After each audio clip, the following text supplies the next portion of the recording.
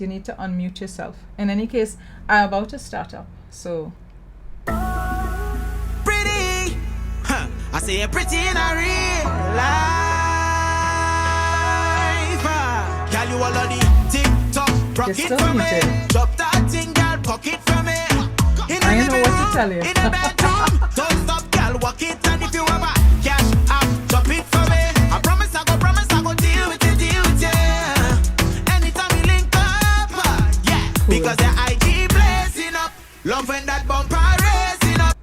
Woo, okay, all right, good. So we are here and we are about to get started. And folks, let me tell you, we're in for a really, really interesting live session here this afternoon, because I have in my green room waiting to have a conversation with me none other than the editor of Wired868. But before we get into the interview specifically, so let me say good evening to some of you. Camille, Anne, Trisha, Candice, Marquez, who else? Euclid, Janelle Beth, Barbara, Debbie, Dolores. All right, good evening to everyone, and I hope that most of Trinidad and Tobago, if not all of Trinidad and Tobago, is home, behind doors, behind your gate and everything inside, because the curfew for this weekend would have begun. So about 2 hours ago, I noticed a file in someone shared a file to me via WhatsApp, and again when I checked, it would have been in my email, and it was this legal supplement, Part B, Volume 60, number 98, from the 17th of June. No, you're no longer muted. You're fine. I just haven't brought you onto the screen yet. I'll bring you on just now. 17th of June, 2021. So it appears as if the Police Service Commission has begun the process of headhunting, right? Because it's for the Police Service Commission to go through the selection process of the Commissioner and Deputy Commissioner of Police, right? And this is, so the President would have, spoken to the PSC, and the PSC has put out this order to indicate that they're about to start the selection process. So I'm aware, I've been told that the Commissioner of Police is currently on leave. Today was supposed to be, or is supposed to be, his last working day. That's what I was told unofficially from sources. I was also told that he proceeds on leave next week. Yes, I know his contract is up in August, but there is a certain type of leave that you're meant to take prior to the expiration of your contract, and I believe that the leave is supposed to happen next week. But let's not get too excited, because in looking at this document, when I went to section 4, clause 4 of the document, has me quite concerned. So whereas normally I'd have been like, okay, all right, good, contract is up, he's proceeded on leave, last working day is the 18th of June. Here is this order that's saying it's starting the selection process for a Commissioner of Police and Deputy Commissioner of Police. And right, but then clause 4 says where either the post of Commissioner of Police or Deputy Commissioner of Police is vacant or is about to become vacant, and it's about to become vacant, the Commission may submit to the President a list of suitably qualified persons from amongst the ranks of the police service, including those on contract or previously on contract, as nominees to act in the offices of Commissioner of Police or Deputy Commissioner of Police. So there is a window of opportunity inside there wherein the Police Service Commission, Bliss, Sipasad and company could easily turn around and say that Griffith, who was on contract, can be there while they are headhunting. That clause, don't underestimate how slippery and dangerous clause 4 can be. So I looked at it and I thought to myself, this sitting service commission and this sitting president could actually do that to the country all over again. 3 more years of that madness. In any case, let me not dwell too much on this, because I have more than enough time to in another show to get into this whole business of the Commissioner of Police.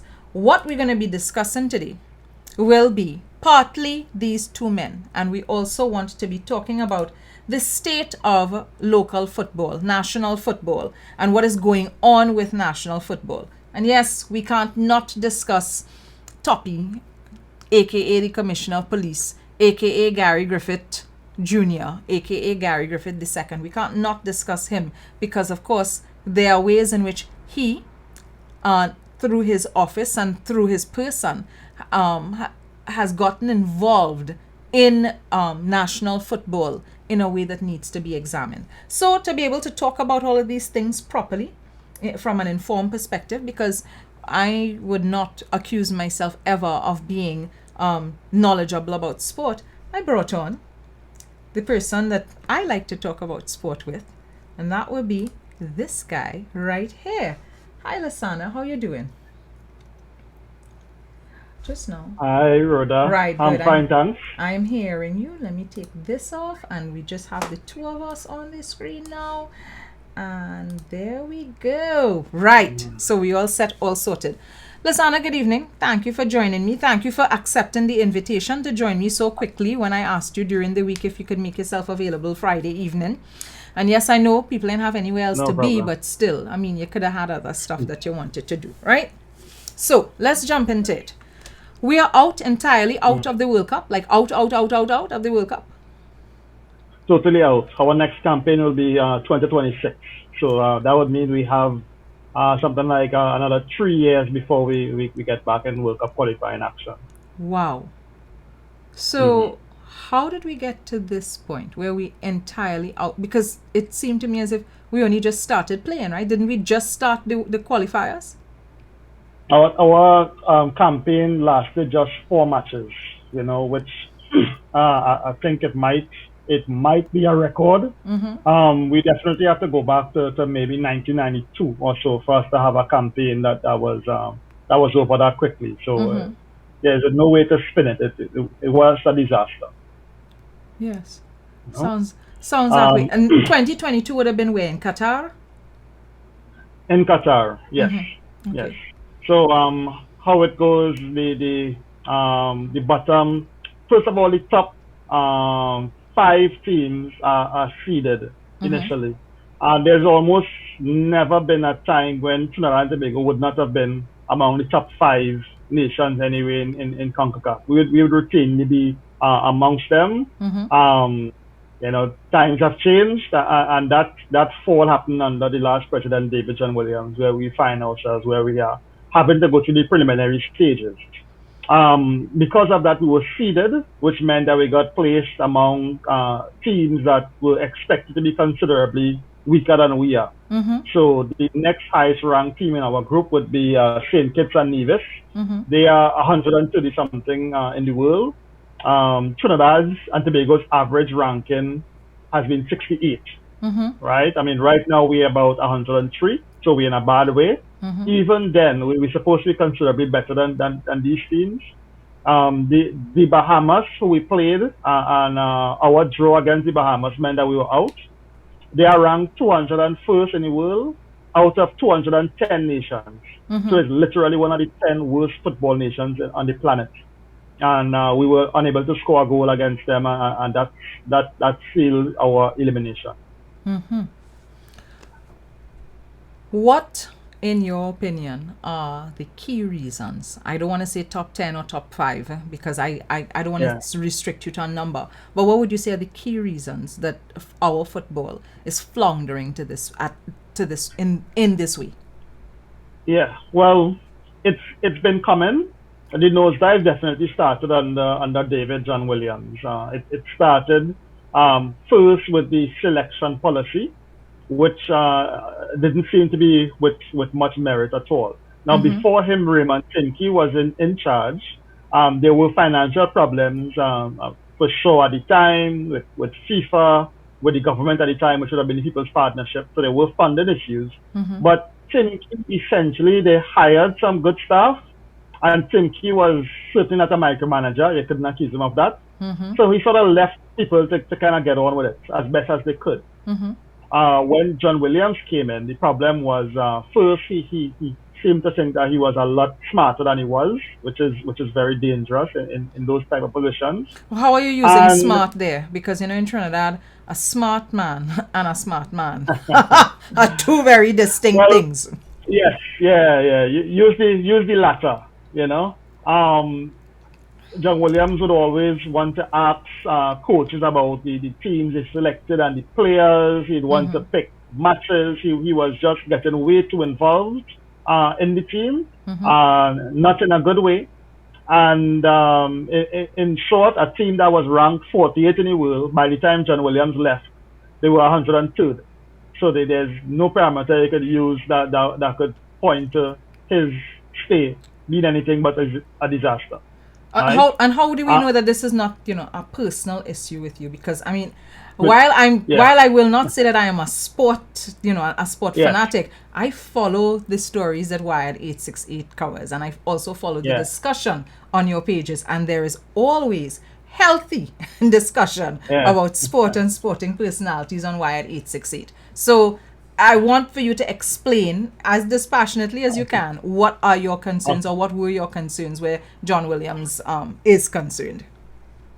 Well, first of all, under John Williams, there were no standing committees operated in the TTFA. It came down to something like 4 to a minimum of 16, right? The importance of the standing committee would be to have your expert knowledge in different fields, right?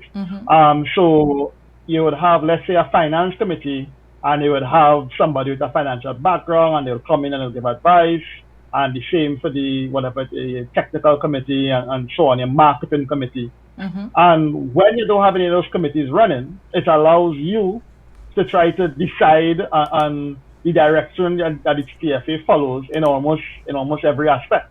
That's yourself on the board, right? So it would be one of those ways that he denied himself, and it's the same thing we're seeing right now under Robert Haddad and the Normalization Committee, which is why I say that some people believe that they're smarter than they really are. And again, you could see what is happening with football right now in terms of Haddad and the Normalization Committee. But John Williams, first of all, denied himself any access to outside information. He had a majority on the board that he used to force decisions through. And I could look at every single team.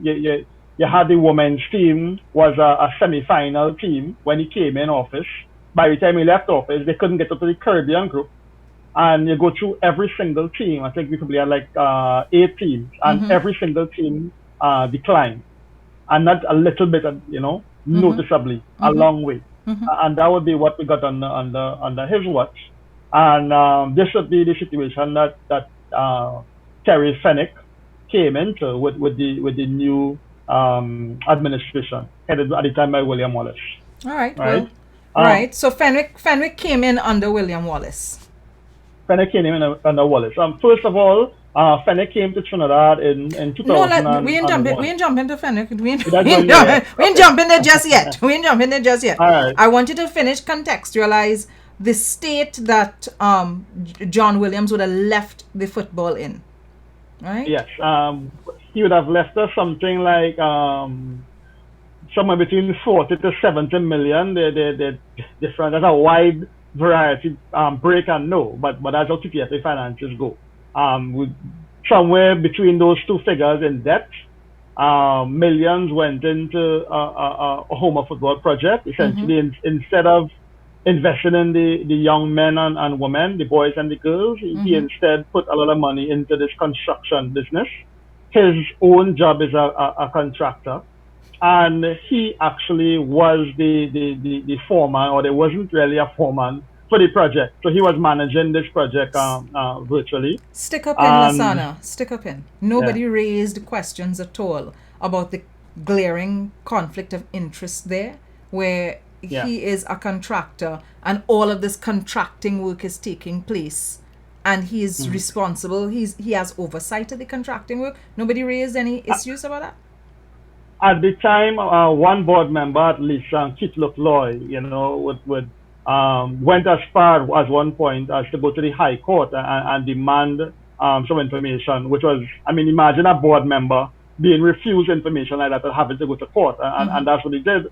And most of the information that we have would have come from that, you know. Where does the from that- TTFA get its money from, Lasana? Where is it getting its funding from? The TTFA primarily gets its money from FIFA. Every year, annually, it would get something like anything between 1.2 to 1.6 million US dollars a year. And that would make it, I mean, in terms of the other sporting disciplines, there's no comparison. You know, when you're a TTFA president, the money is there, right? You get funded a lot better than anyone else. Other than that, of course, there are other ways that you would raise your own money. Sponsors would be one way. Your team doing well because there'll be television rights when it gets to major tournaments, even the Gold Cup and so on, or the final round of the World Cup. You would get something like 700,000 US for getting further along in these competitions. And of course, people coming through the gates at the stadium. Yeah. You know. Yeah, and in all of those areas, again, under David John Williams, we really struggled. Apart from one deal with NLCB to sponsor youth teams, I mean, you would not see the TSTPs, the Caribs, the people you would see before. So the regular corporate sponsors were not there? Were not there. When I spoke with some of them, they said that they were turned off.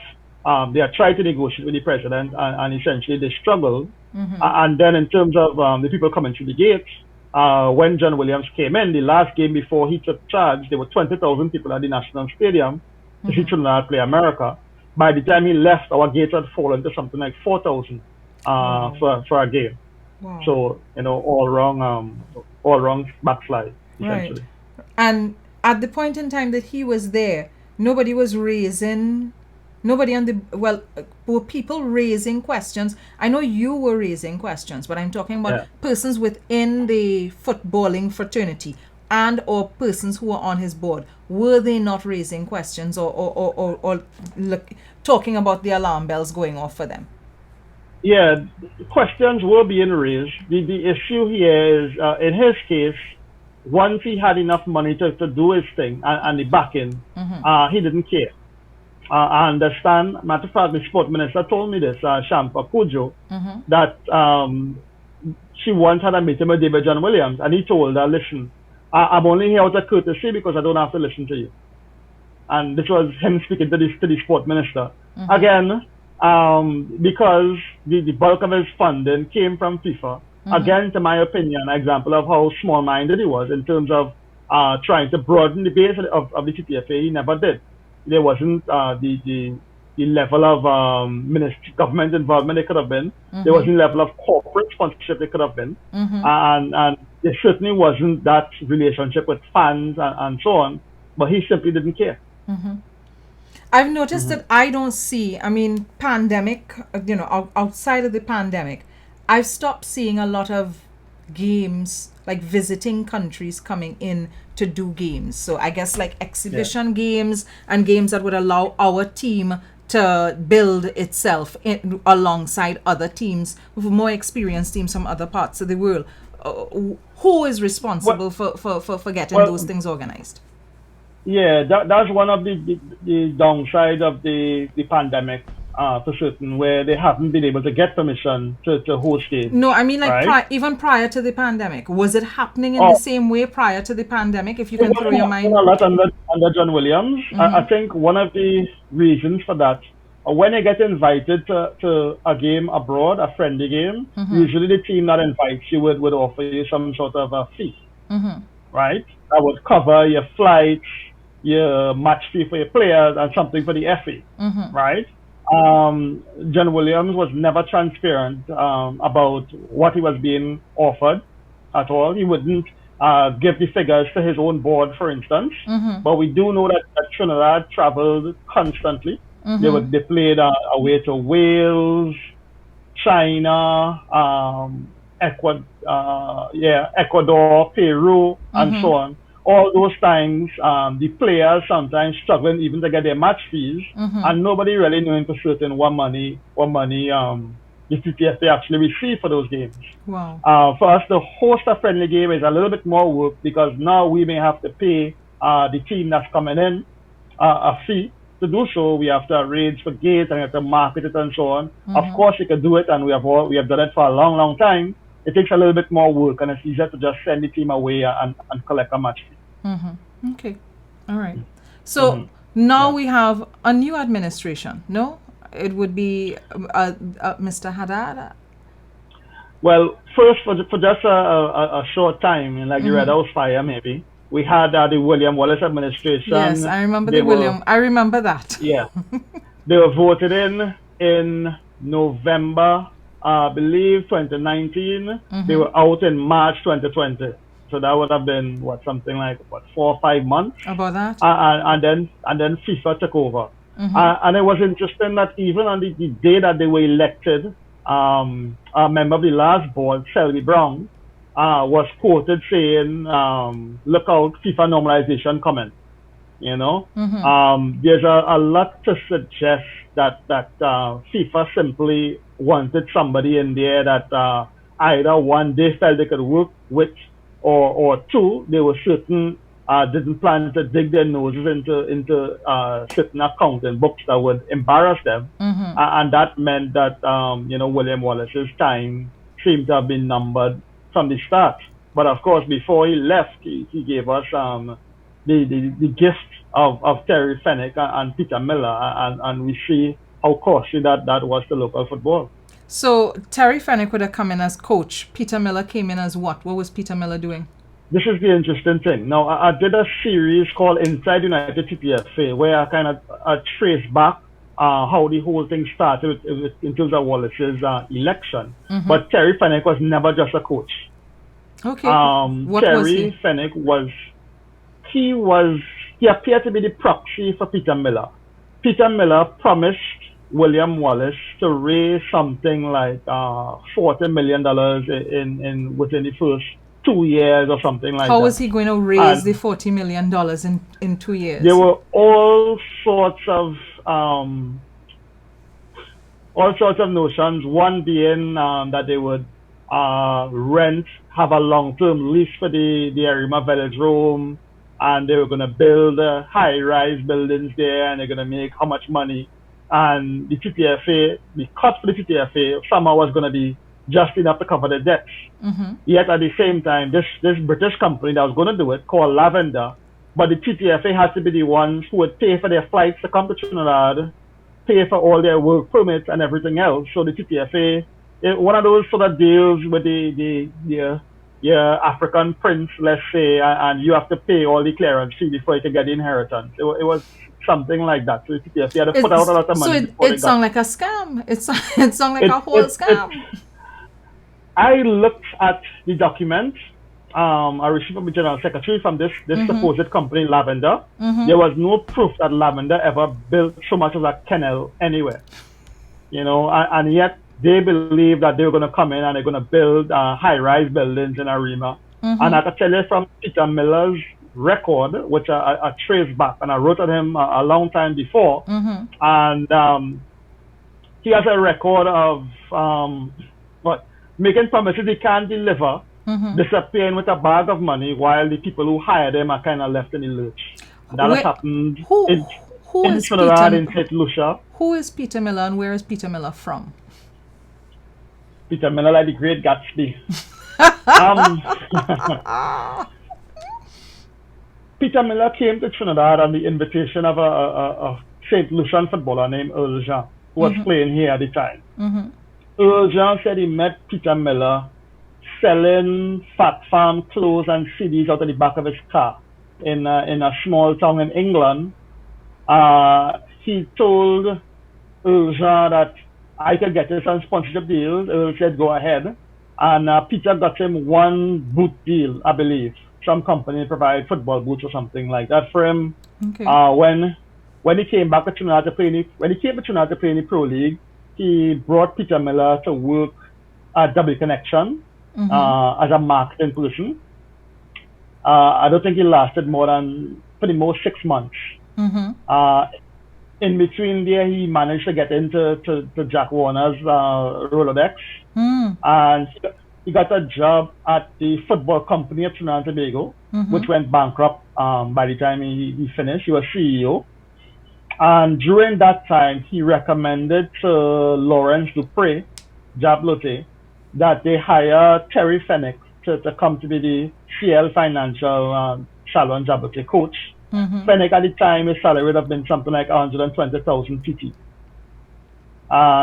So Peter Miller brought Fenwick per to month. Trinidad. This is 120,000 TT month. per month? Wow. Okay. Per month, yes. As I understand it, Jablote at the time was spending something like 240,000 TT dollars a month on their squad. Fenwick took half.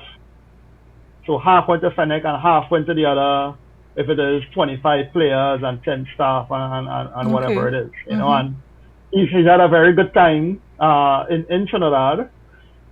Peter Miller didn't last. In fact, I did an expose on Peter Miller, probably 2001, I believe. At the time, he was even lecturing at UE. He was even doing sports management or something like that at UE. Okay. And after my story, UE let him go quietly immediately. And by the next year, he didn't get his work permit. He didn't get an extension or something. So that was it, and he was out. Right. But you know, he's back. He came back into so he Fenwick. like the Scarlet Pimpernel or like the Bad Penny. He's just popped back up. He just popped back up, and of course, with the 2-part series I did on with the police commissioner and his own involvement in football, you saw Peter Miller in there too. I saw in the terms name. Of, so I want to ask this because this to me is glaring here. What is it about our football and how we do football here and how we administrate football here that we seem to attract so many con men? Would you say that's only football? No, it's not only football, but because I know your area of expertise here is sport, I will stick to football. If you want to talk about it in terms of sport in general, If you want to talk about it in terms of politics and governance, I could jump in. Well, I don't know. We have Robert Haddad, of course, co-CEO of Hadco Limited and everything else, running football right now. And rather than saying, you know, I can't wait to leave, he's actually asking for extension at the helm of the TTFA, saying, you know, he didn't get enough time and so on. Maybe FIFA could give him a few more months. How long has he been there for? How long is his tenure? He's been there since March 27, 2020. So he's been there maybe, 15, 16 months now? Your math might be better than mine. His term should end at a maximum. Supposedly, it could end sooner, March 2021. Right. And I understand he's actually asking for more time. And it's really interesting that you have a body that is as bankrupt and with so many issues as the TTFA. And yet people seem to never be shy to run into the burning building. So something has to be happening inside of there that is attracting persons like you said. Right? And Fenwick, as you saw his contract, he got a fantastic deal for himself. He literally wrote his own contract, literally. Well, I mean, we're gonna get to that. We're gonna get to Fenwick. I'm not gonna not get to Fenwick at all. So William Wallace gave us Peter Miller and Fenwick, and so Peter Miller was back here doing what? What was he back here doing? Peter Miller got a secret deal as a TTFA marketing director, marketing manager. Why do you say secret deal? Is that, yes, why do you say exactly. I like back up all my statements. The board never heard about any involvement with Peter Miller at all. So he got us a deal with the president that the board knew nothing about. Essentially. So how is it? How is it that the board would not? So the board don't have to sign off. They don't have to approve anything. And this is the interesting thing with the constitution of the TTFA. Now, the constitution says that the board must approve, but it also says that the president is the legal officer of the TTFA. You see, so there's that sort of loophole, that contradiction. So in theory, if the president signs something, he's authorized to sign on behalf of the TTFA, so it becomes legal, even though at the same point in time, any hirings and so on supposed to go through the board. So that's the gray area that you know they have kept open, and that has literally cost the TTFA millions that it doesn't have. Because Fenwick got himself a contract that the board didn't see, and Peter Miller got himself a contract the board didn't see either. So I'm gonna ask you now, how Fenwick reached back here? So William Wallace, just where he picked up Fenwick from, where Fenwick was after Sanwa Jablate to now. Yeah. So in between after Sanwa Jablate and he had success. I think they won 2 Pro League trophies under him. Of course, with the funding, they would have been probably twice the budget of any of their competitors in the Pro League at least. So he'd absolutely hoovering up the best players in the country and so on. He left Trinidad twice to go abroad to coach, as was his dream. Both times it was really an absolute disaster. He didn't last a season when he went back to England. And similarly, when he went to Belgium, I think he probably lasted, it's a matter of months, maybe 6 months, and he was out of a job again. Right? He returned to Trinidad. He had the Football Factory, which is a sort of academy that's running. Would always be very good at getting sponsors and so on. You'd see a long line. Although, unlike so many other academies in the country, it has never produced a single national player before Gary Griffith III. So how exactly does Football Factory operate and run? What is it, like a football camp? What is it? Is it a football school? It's supposed to be a sort of a introduction to the game to young players, probably as early as maybe 6 or 7. You're supposed to go in there and get high level coaching based on this guy who's played professionally in England, and he played in a World Cup for England and so on. So you could stay with Football Factory from 6 or 7 or so, or 8, straight up to, as a teenager, 16 to 18 or whatever it is, right? And is he selling the dream of possibly going on to play football professionally in other parts of the world? Of course, that's why people go. You go there because unlike all the other academies, the Trendsetter Hawks up or the Jean Lillywhite and the Dennis Cups. This now you're talking about a English professional, and you assume that you're going to get the best. He talks a very good game. Of course, there are the financial sponsors, they're training at St. Mary's College Ground and so on. But like I said, in about a decade or however long he's had his academy, they haven't produced a single national player outside of Gary Griffith III. So again, you look at these things and you wonder, where the quality is exactly. So who is Gary Griffith III? Well, I'd never heard of Gary Griffith III until I believe it would have been 2018 when he got onto the national under-17 team. And I think that would be one of the I think there have been a lot of people like me who hadn't heard of him before. Where was he playing? Where was he playing football before? Because I know, again, I am not a sport fanatic, but I am well aware that long before I hear about people on the national team, I will hear about them on their college teams. So which college teams was he playing for? Yeah, Gary went to St. Mary's College. He never got into their team. He never played for the first team. He transferred to Trinity College, Mocha. Again, wasn't able to get into their team. I spoke to the school coach there, and there was an issue at the team because he was once called into a meeting by the principal, Carl Tang, which included the police commissioner, wanted to find out why he wasn't picking him. And the answer from him was just that he isn't good enough.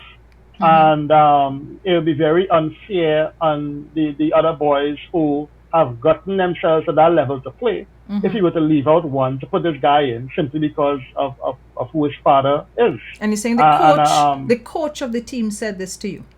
The coach of the team said that to the principal. He wrote a letter as well afterwards, just kind of reiterating his stance, which I quoted from in the article. The coach there, of course, being a former army man, he was a warrant officer, Mr. Kenny Lai. I think he works in Milat now. And also he's a former national youth coach So it's a guy with pedigree and a guy who understands, what players look like and who has coached national players before. And he just didn't think the boy was good enough. So how did this young man get onto the Trinidad and Tobago under-17 team then? If he wasn't playing for if he wasn't prominent at the intercollegiate level, if at the intercol level he's not, or any level, how does he get on to the national under-17 team? Is it that he was secretly playing somewhere else and they noticed him? What was going on? He tried out for the team. He wouldn't have been, invited in that. Nobody could have seen him play anyway. He doesn't have a playing CV. We know at the time the national under-17 team were going through a lot of issues. The coaches were doing the job for free. John Williams was giving them actually nothing. It was a matter of, if you guys want to work for free, go ahead. If not, I don't care if there's a team or not. So the under-17 team falls under our TTFA, yes? Falls under the TTFA. John Williams had essentially abandoned the team and they were left to sort of see about themselves however they could, as best as they could. Okay. Right? So in this scenario, you have, you'd have parents who would assist, and I guess one parent with more resources than others, which would be Gary Griffith Sr.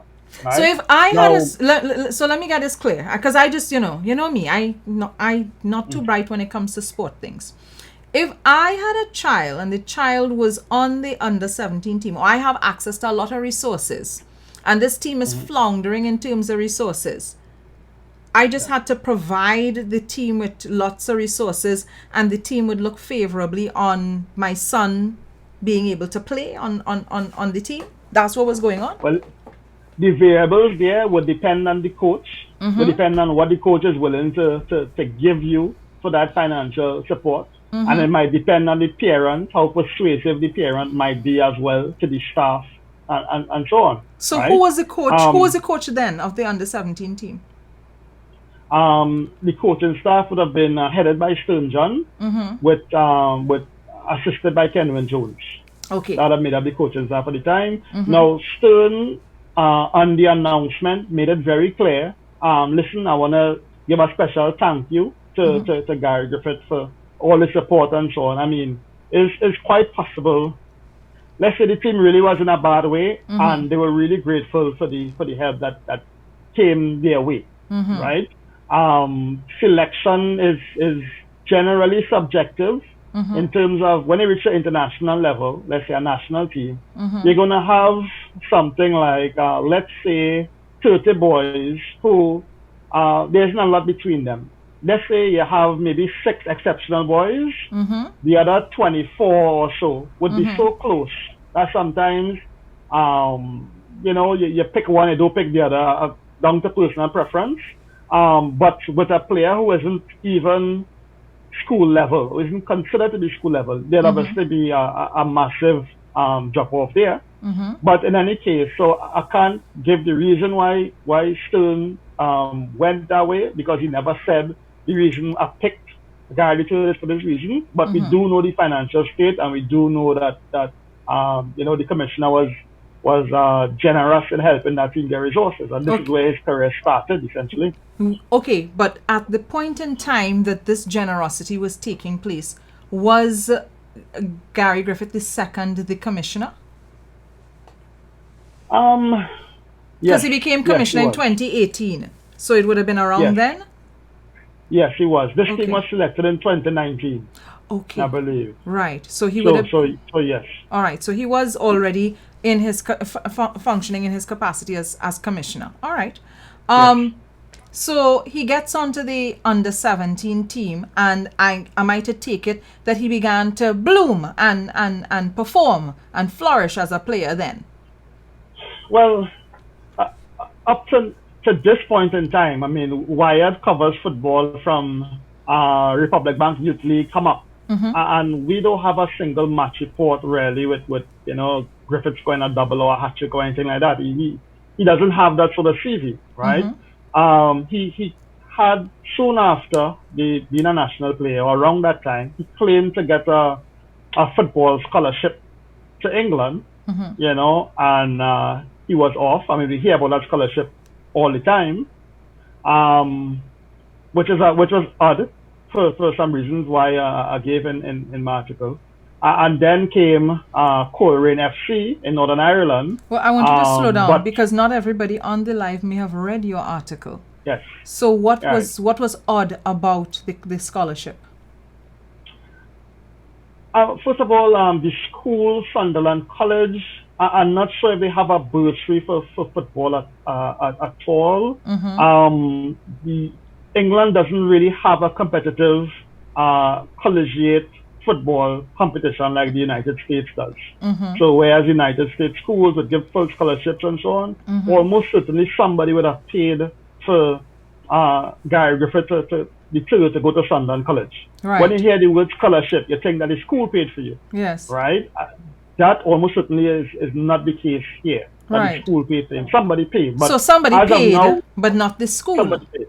So Right. an entity or a person may have paid for him to go to the school, but an actual scholarship from the school is not what you think happened.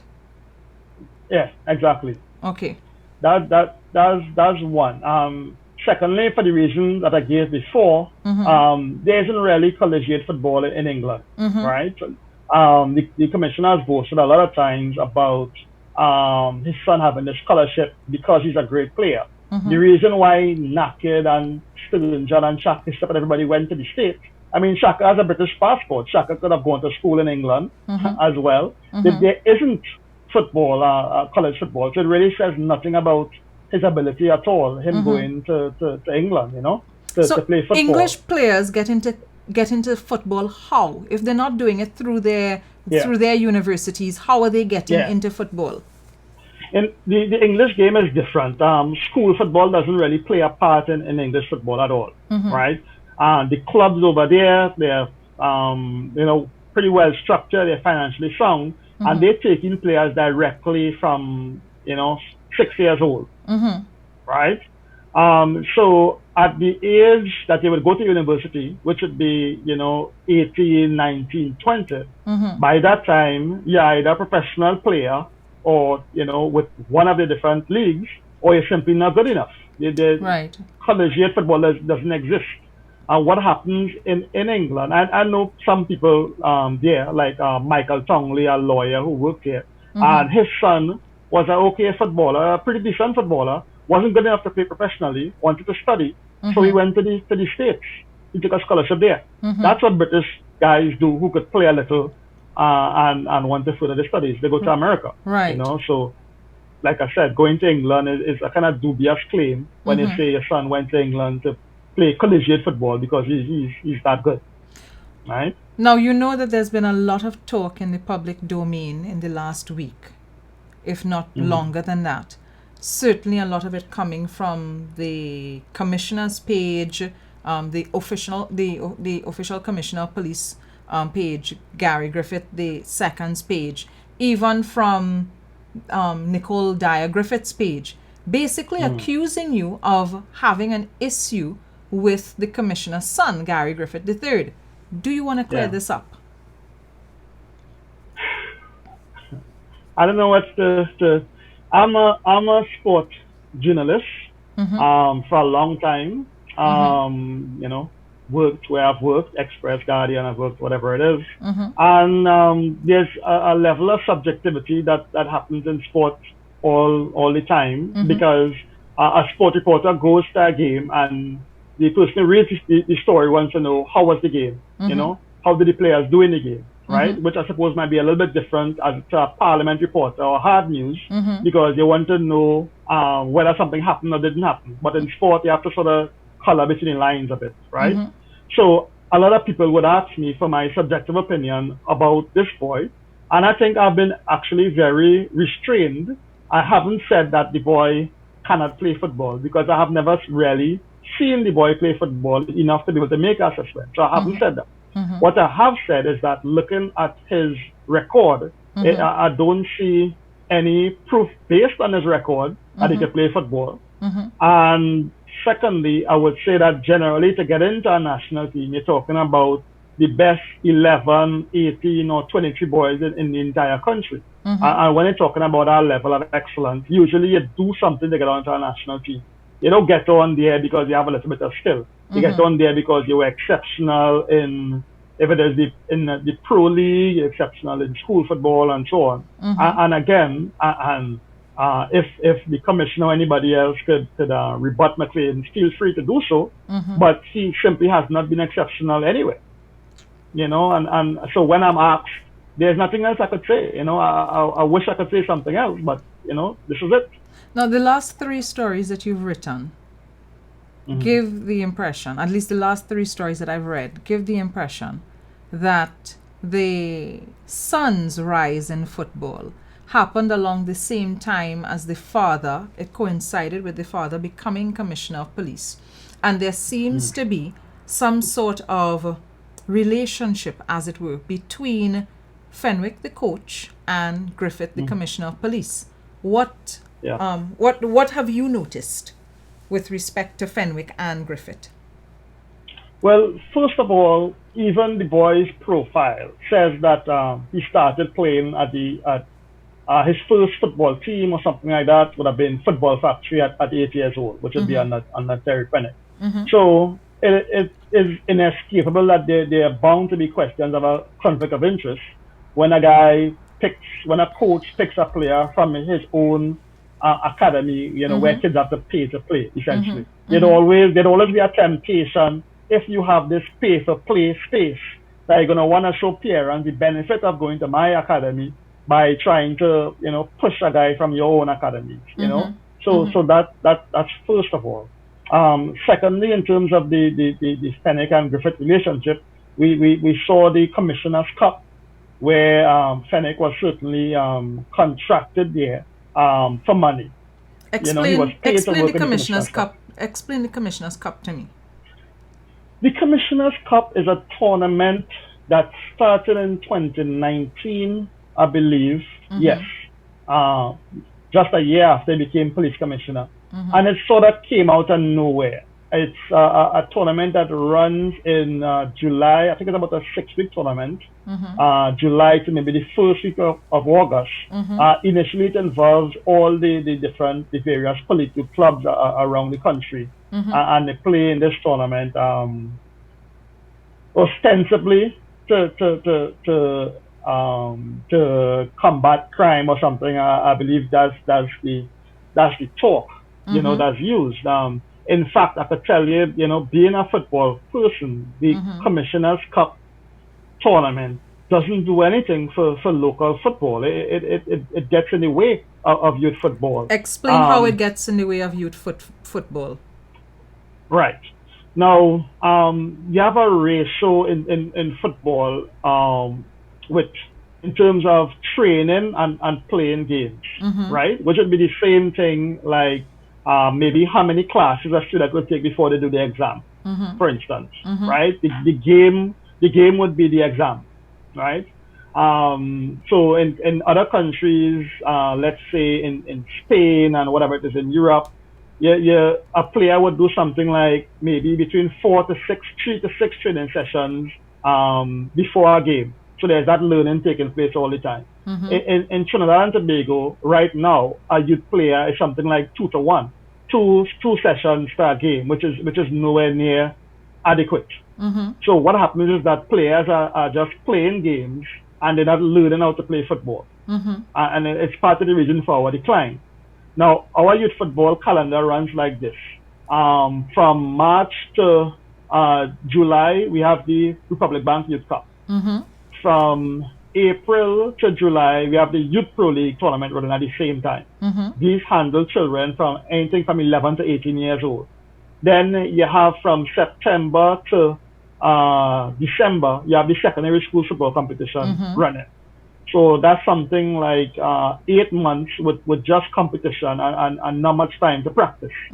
Now, between the Youth Pro League and the Republic Bank and the school football, you have July and August, which would be like the only time that school coaches get to work with the players to bring them to a level of proficiency, really, to for the game. So when the Commissioner's Cup comes in, it's just throwing more games at the boys, and it's actually not what they need at all. It actually works against the development of the young players, you know, in that sense. So the Commissioner's Cup used to be held during that July-August period, is that it? Yeah, there's only been one, and literally there's nowhere else. The calendar is so full that he sort of squeezed the Commissioner's Cup in between that spot, between when the last competition ends and just before the school's competition gets started. But for the reason that I gave from a technical standpoint, the Commissioner's Cup is actually is not helping develop players. No, I grasp, because you're basically saying that July-August period, because I worked at a secondary school, so I know how important that July-August period was for intense training during the long holidays for the football teams that would have been taking part in the SSFL when September came around. Right, so I know that period was intense. I didn't realize that it was then that the Commissioner's Cup was taking place, because I know it only happened for 1 year. Now, interestingly enough, in 2019, when it was taking place, I happened to be working for a company. I won't call the name of the company that provided funding for the Commissioner's Cup. So that's the first time I heard about the nature of the Commissioner's Cup, and I did wonder why exactly was the police commissioner getting involved in a football competition? And then I heard that the purpose of the football competition was to help with crime. And my understanding at that point in time is very similar to your understanding. I thought to myself, well, in the July-August period, these youngsters are involved in football training anyhow you take it.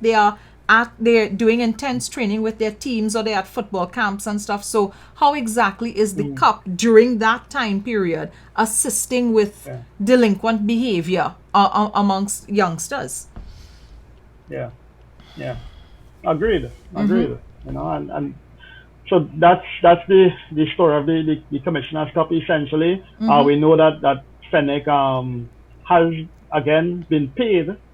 So this should be the relationship already existing between Fenwick and the police commissioner, and Fenwick and Gary Griffith III. So, just for me to understand, so Fenwick was part of this whole Commissioner's Cup. He was part of the organization. He was. Okay. He was. I can't give much details in terms of what he did there, but I know that he was paid to serve the Commissioner's Cup in some sort of administrative way. Paid well apparently. Do you have any idea how much he was paid? I can't say right now how much he was paid now. Okay, no, the reason I'm asking is, again, the entity that I was at that point in time doing work for received quite a sizable request for funding for this Commissioner's Cup, you know, and there was a lot of noise in 2020 again for funding for this Commissioner's Cup. And as you know, in 2020, we were by then in the midst of a pandemic, and there was all of this agitation for sports to be allowed, team sports to be allowed to be played, and all of this noise about Commissioner's Cup. And again, I'm there thinking to myself, why this sizable request for funding for football by an entity that not supposed to have anything to do with football, to the best of my knowledge? So I just wondered.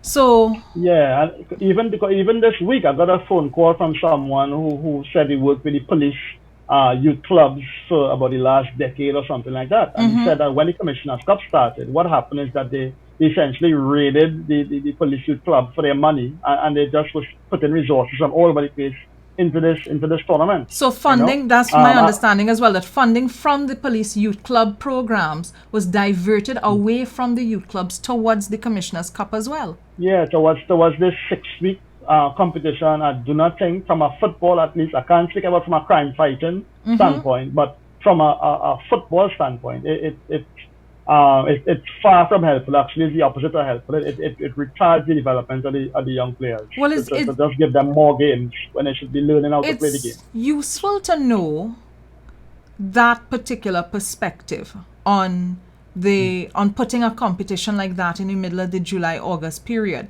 So now I'm even more intrigued by this whole Commissioner's Cup and the purpose behind the Commissioner's Cup. But I am is there anything else, anything else you can shed light on with respect to that Commissioner's Cup? I can't right now. Okay, fair enough. I mean, there are things that I would like to say, but I have so many pre-action protocol letters that I have to respond to these days that one has to be careful. In due time, right? In due time. So, but it's just that for me, I felt that, I will put on record that I felt that there was conflict of interest with respect to this Commissioner's Cup. And I just wondered what exactly was the purpose of the cup, and why certainly in 2020 there was so much agitation to be able to hold this competition in the midst of a pandemic. So let's move from the Commissioner's Cup now and move forward to, so Fenwick was responsible for coordinating the Commissioner's Cup. When did Fenwick become the national men's coach?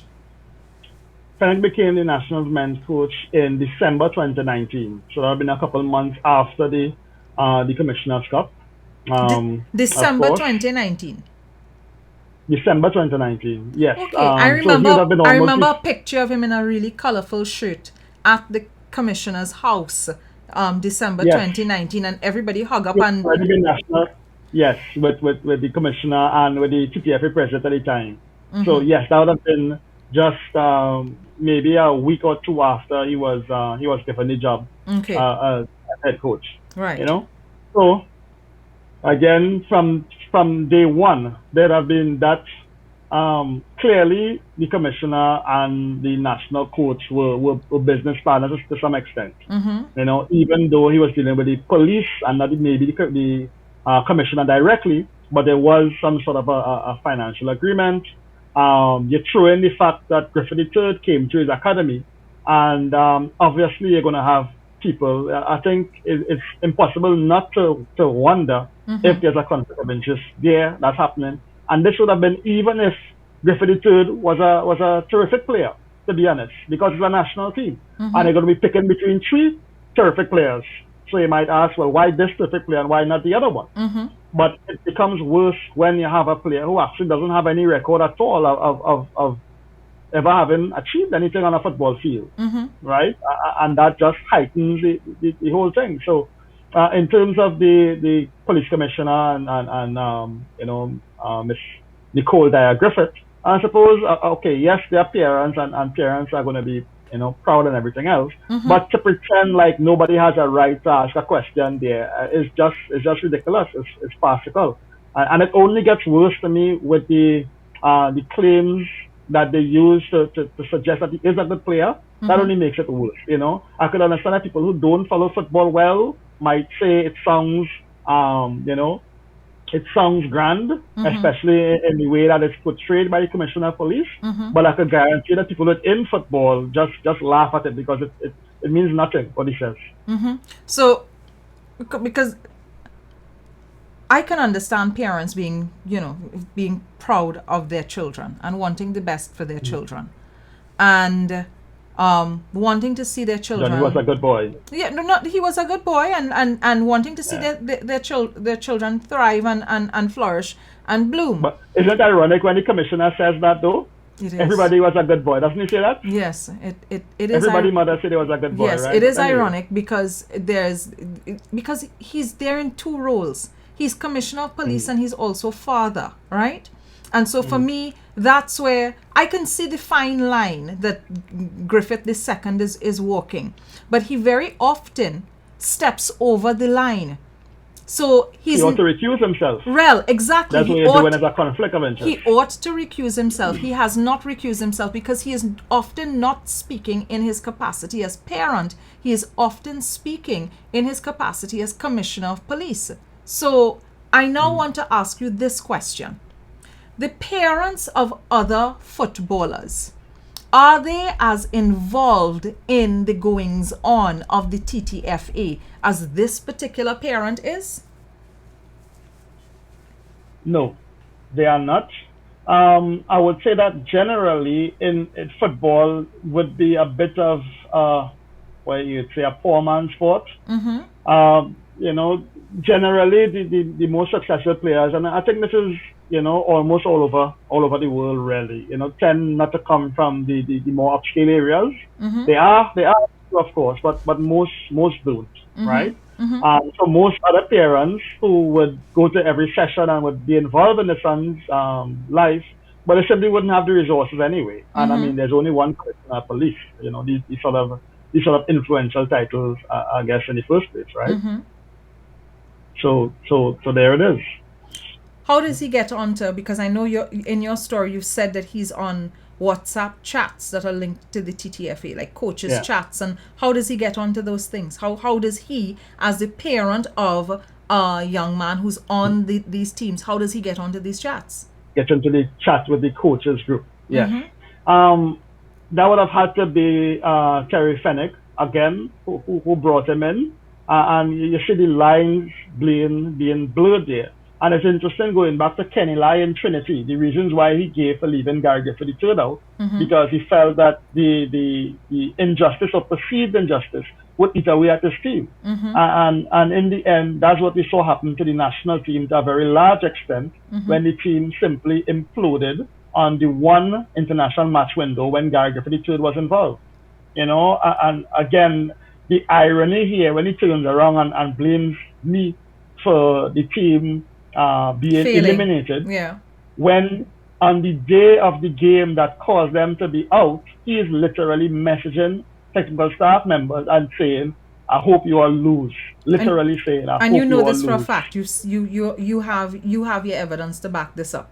In this case, my source, who is more than willing to go with me to court if need be, but in this case, that message was read out to them. So I could say what was read to him by another technical staff member. Right. The commissioner saying, "I hope you all lose." I, of course, received from the commissioner myself a text targeting the assistant coach, Kelvin Jack, saying this is the face of unemployment. And Jack has said before a parent of a team member. So the parent of Gary Griffith III, Gary Griffith II, sends you a message about the assistant coach Kelvin Jack saying this is the face of unemployment. 3 days before he was fired, yes. Oh, and of course, this will be the same assistant coach who tried to discipline. And in this discipline is simply a verbal dressing down. You know, he told the boy that you know, he was disrespectful to his teammates for refusing to attend a team bonding exercise. And the boy, I shouldn't say boy because he's 18 years old. The right? young 18 man. years old is a man in this country, the right? young man. So the young man took out his phone and started to tape. Now, think about it, Rhoda. I know you lecture, right? I do. If you're telling a student in your class that they need to buck up, and they pull out a phone and hold it up to their face and you know, start recording, what would you think? Has that ever happened to you? No. One, it's not happened to me. But to answer your first question, if a student did that to me, I would immediately feel that I'm being threatened by the student because you're recording me for the purpose of censoring me, right? And I think my response would probably be similar to Kelvin Jack's response, wherein I would say to the student, I hope you understand what you're doing. And what you are doing is not in any way going to make me feel intimidated. As a matter of fact, knowing me, right, and my propensity for using social media and using technology, I will probably whip out my phone and do an entire live about the entire incident, knowing me, right? But it really was extraordinary to me. I've never heard of anything like it before. Well, there's something else extraordinary that happened this week as well. There is that and the stories that you would have written. But there's you as a career journalist. I mean, you and I, we've known each other at least 2 decades, Lasana.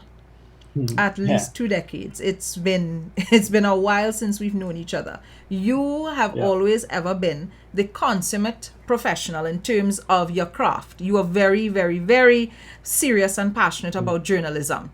So it shocked me that you revealed a source. Yes. How did you get to the point where you would reveal a source? Well, before I did so, first of all, there was stuff that the commissioner of police sent to me that he said, listen, don't tell anybody. Don't show anybody this, right?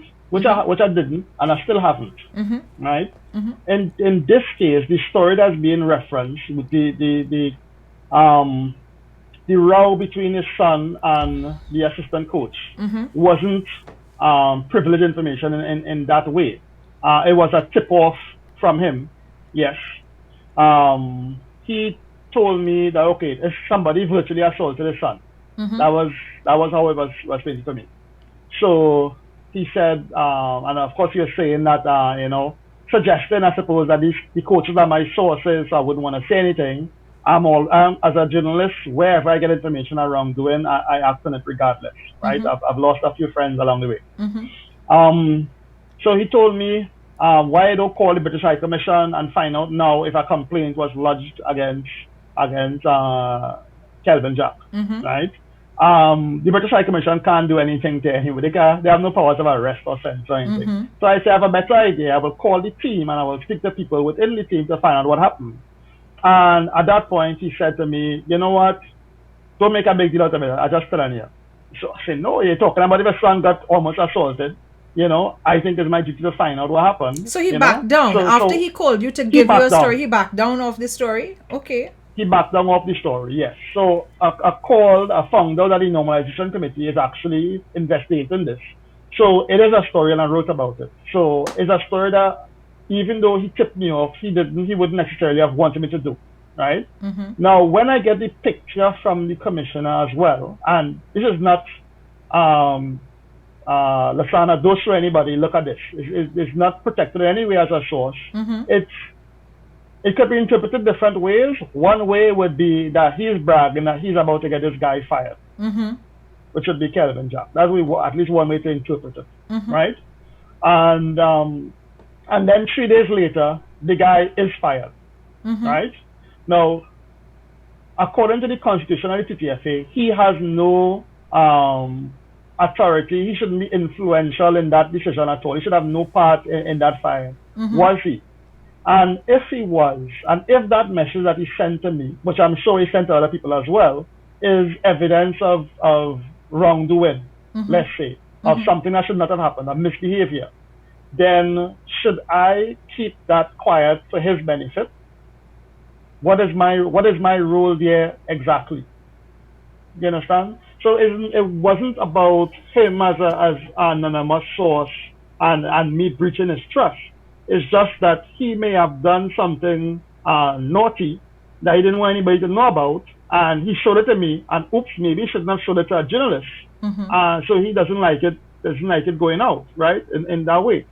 Now, because of, in any case, of the relationship, quote unquote, it still raises those ethical questions.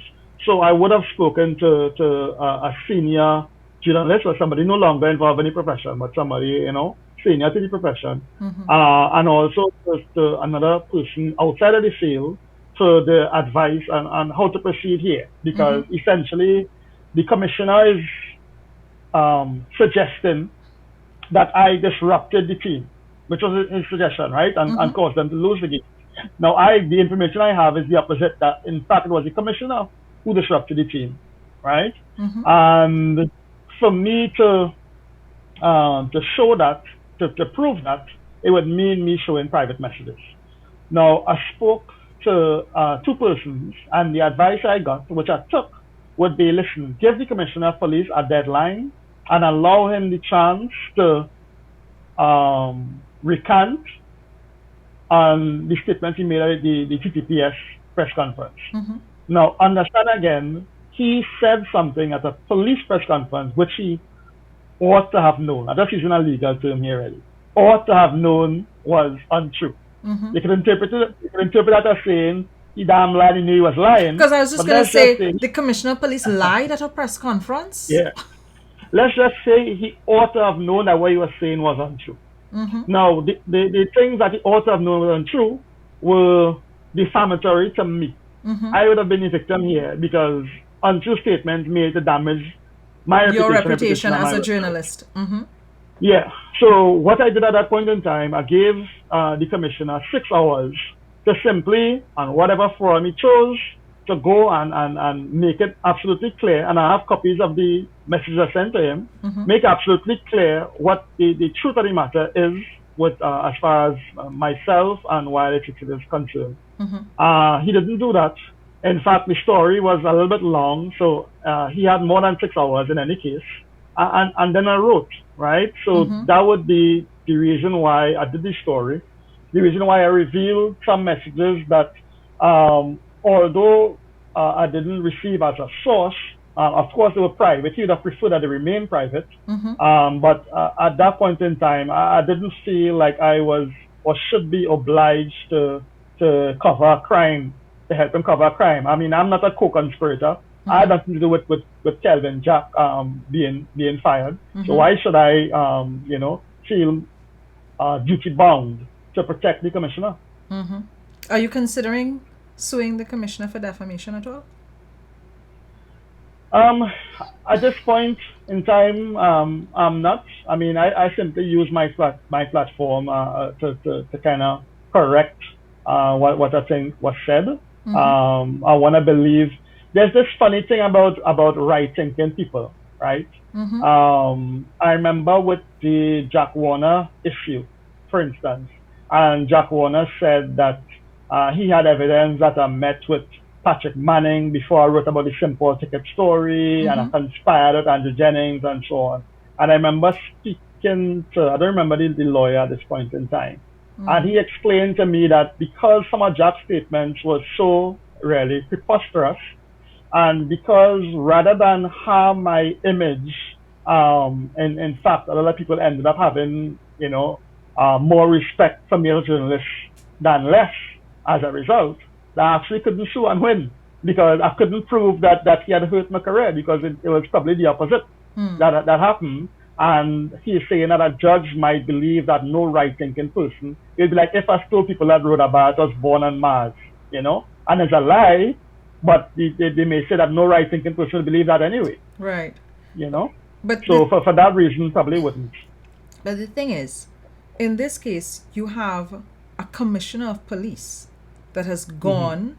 He's used his platform on a press conference. He's used his social media platform to basically attack you, to launch, a verbal attacks and a verbal offensive on you. Do you have any concerns at all where that is concerned as well? Maybe personal safety and the fact that he has resources at his disposal. So do you have any concerns? It's not something I spend a lot of time thinking about. My principle is this, Rhoda. I know the things that I could control, and I try to focus on that, right? I can't control what the commissioner does or what the people under his thumb do. So, I tend to just think about what I could do, and try to do the best I could do at what I'm able to do, and hope that other people do what they should do. But there's a curious thing about I just don't think about it too much. I hear you on not thinking about it too much, but there was a curious thing with one of your stories. I think it would have been the part 2 of the story, wherein you indicated that a police officer called you right after there had been some posts on Wired868. And the police officer basically indicated that he was calling it to start an investigation. So when you are in a position where you are doing your job as a journalist, you're doing your job as an investigative journalist, you're putting up stories and you have posts going that have engaging conversations taking place. Because I see the conversations on your wall all the time. I don't join in all of the conversations, but I see them all the time. And then you have the commissioner himself jumping in on those threads and posts, acting in a very verbally aggressive fashion. And thereafter, you have members of the TTPS themselves calling you with the promise of you being the subject of an investigation. Does that impact on how you think about doing your job? Does it impact on how you would proceed doing a story, covering a story? What would be for you the outcome of the results in terms of how you practice journalism? Since that time, 2019 for starters, and I remember after I wrote the story about Griffith to being selected, and it would have had quotes from Sturgeon pointing out how much of a patron the commissioner was. And I remember getting a message on my phone at something like 4 a.m. or something like that from the commissioner. And literally, as soon as he must have seen a blue tick, my phone was ringing, right? With him, having a lively conversation about that. And it's been that way ever since. Every time there's so much of a line in a story about Gary Griffith III that doesn't say he's excellent or he's worthy of high praise and adulation, I would get messages or phone calls from the commissioner like straight away. It is tiring, but it doesn't stop me from doing my job. Actually, I wonder about the younger journalists who aren't as experienced, right, in 1920 in their first year, what it might be like trying to do anything involving the commissioner if he's going to be, at you in this manner, right? For me personally, I got some excellent job advice from Jack Warner that I never forgot. And as a result of that, I never really worry about criticism and story at all, right? I called Jack Warner one time, and this should have been somewhere around, if it's 01 or something, so for commenting a story. And he told me that, I have nothing to tell you, Lasana, and anything and everything you write, I send to my lawyers for them to check. And ever since that day, whenever I write a story, I write it as if Jack Warner's team of attorneys are going through every line for something that they could show about. So having operated that way as a journalist for so long, it really doesn't bother me if Gary, the commissioner, is going to be upset or aggressive about a story, because I know the story checks out and it's factual, and I thank Jack Warner for that inspiring me in that way. One of the questions that has been on many persons' lips, and I've actually seeing it on the comment thread here from commenters, they're wondering, have you been able to determine yet whether or not the commissioner has used TTPS funds for anything to do with the TTFA or anything to do with his son? Okay.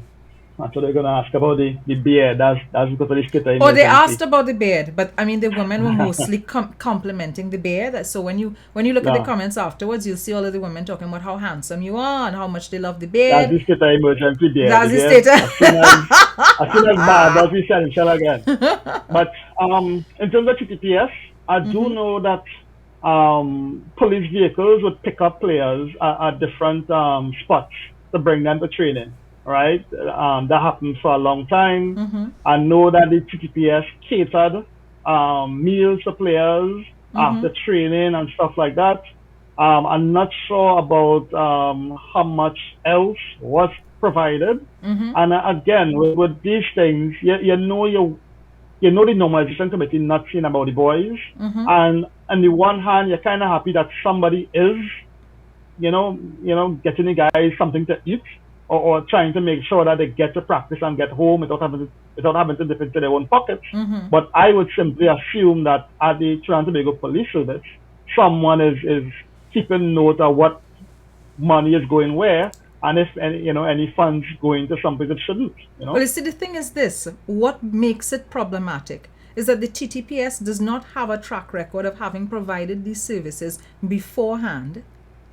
You have someone on the team who is the son of the commissioner of police, and you have all of this support happening while this person is commissioner of police and also having a very hands-on role in policing. So it raises a lot of questions about how is this relationship working, how much back scratching is taking place here. And of course, because when you are like me, and I'll let you finish just now. When you are like me and you're following the budget every fiscal year, you know it have no line item under TTPS funding that says TTFA. You understand? Yeah. Yeah. I lost my. Well, I could say in the way they spend money again, and like I said, with the conflict of interest that is so so obvious. Even when he says he's going to withdraw his support What does that from mean? the team, What does that mean? what does that mean exactly? Yes, is it the TTPS support they're withdrawing? How much of the benefits? Because clearly he is saying that the TTFA is getting some benefit from him. How much is from him and how much would be from the TTPS? You know. So there are absolutely a lot of questions there, and again, if the Police Service Commission doesn't see anything worth, just asking a question about, then I don't know.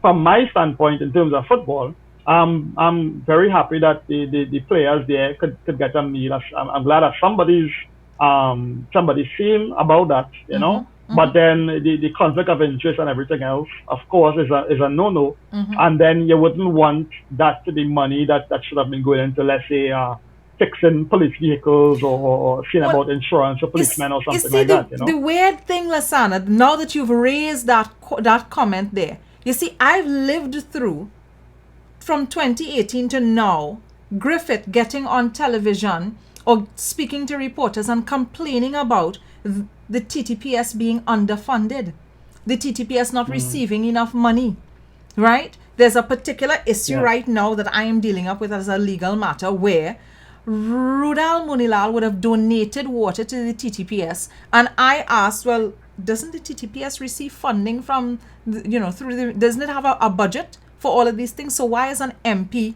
giving water to the TTPS, right? I raised that question, and I have seen time after time after time where there's stories in the newspaper, stories in the public domain, where the commissioner himself is complaining about underfunding of the TTPS. And then your stories are coming out that imply somehow that the commissioner of police is finding a way to provide resources to the TTFA. So I am wondering, is he dipping into his own pocket? Is it his own salary that he contributing to the TTFA? Is he using TTPS resources in that way? And how can you, on one hand, be complaining and saying that the TTPS is underfunded, but on the next hand, finding resources somehow to be able to divert towards the TTFA? So for me, those things are interesting, if not incongruous. You understand? Yeah, those are good questions. Yeah, so now that Fenwick has lost his job as coach, right? He has lost his job as coach. That's right. So what's next? Yes. Well, the current interim coach is Angus Eves, a local coach. He was had the most appearances of any Trinidad and Tobago player of all time. I remember Angus 17 times for Trinidad. Yes. He has a contract that takes him just until August, so that's extremely short term. His career could last maybe one game, maybe two, or maybe something like 6 or 8. And why I said that is that he's going into a playoff for the Gold Cup. If they lose the first game, it's over.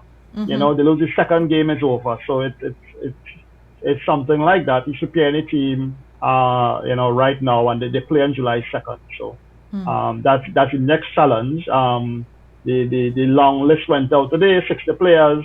Gary Griffith III was among the 60 players.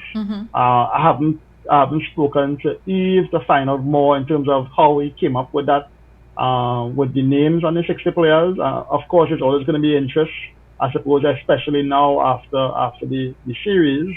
But that's what the team is preparing for now, the Gold Cup. And the Gold Cup is just the tournament in our region, by the way.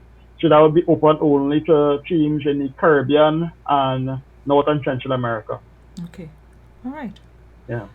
Lasana, thank you so much for the time this afternoon. Thank you for the frankness. Thank you for the openness. And thank you, of course, for discussing the caliber of journalism that you've been doing. I want to thank you for the type of journalism. I mean, it's a great read. I will say that. Yeah. Because for the last however many mornings, I've been getting up at 3 a.m., right? And when I get up at 3, I reach for my iPad and I go to Wired and I pull up the story and I've been reading the stories. They make for really amazing reading. What I would say from ever since as a sport reporter, I always try to write stories that are not just filled with technical jargon for the football fanatics as well, but I always try to do something that even if you're not closely following football, you could read and kind of understand the story. The there, stories so are to speak. the stories read very easy. They read. I mean, there are all of these literary references. The stories are witty. Your sentence construction, makes everything flow. So I enjoy your writing. I mean, I may not be up to speed on High praise from everything. you. I may not be up to speed on everything, but I enjoy your writing. So keep up the good work. And of course, as this entire issue evolves, because I don't think it's any secret that Gary is one of my favorite topics to discuss. So as this evolves, I will of course have you back. Always got to talk football. Great, and I'm always happy to have you here to talk football. So happy Father's Day, because I know that you are a father. Thank you very All much. right, enjoy the weekend, Lasana. Take care. All right, take care. Bye. All right, folks. So that was the editor of Wired868, Lasana Liburd. And we would have spent a significant amount of time just discussing, my favorite topic from time to time. So just because I know Olia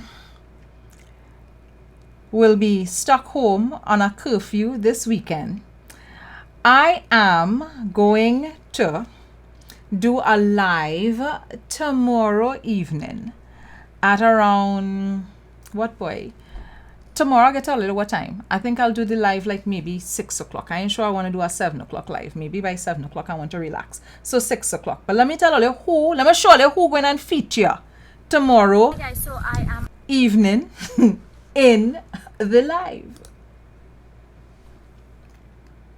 At Windy Hill, and I managed to catch up with the one person who actually saw what happened when the helicopter crashed earlier. His name is Mr. Suchit. Now he's going to explain to me using what little sign that he knows, because he's mute and he can't speak.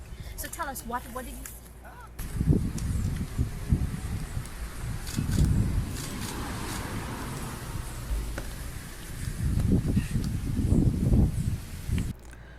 Tomorrow we have to talk about Dr. Google Vashi, right? And we have to talk about Dr. Google Vashi because Dr. Google Vashi is entertaining, yes, but her style of journalism is pretty dangerous. So we will be sitting down for a span of time tomorrow, and we're going to have a conversation about this one mother effer who believes that she is the savior of the nation. All right? So I did look at those sites, but I also used the good old time is equal to distance over speed. I did use that. I did my own calculations here. You have a set. So tomorrow, you and us, we're going to sit down and we're going to have a discussion about that one mother effer, Dr. Google Vashi. So I see y'all tomorrow evening, 6 o'clock. 6 o'clock. 6 o'clock is a good time. 6 o'clock tomorrow evening. All right? Take care, folks. Thanks for joining. Pretty, I say pretty in a real life. Girl, you already TikTok rocking for me.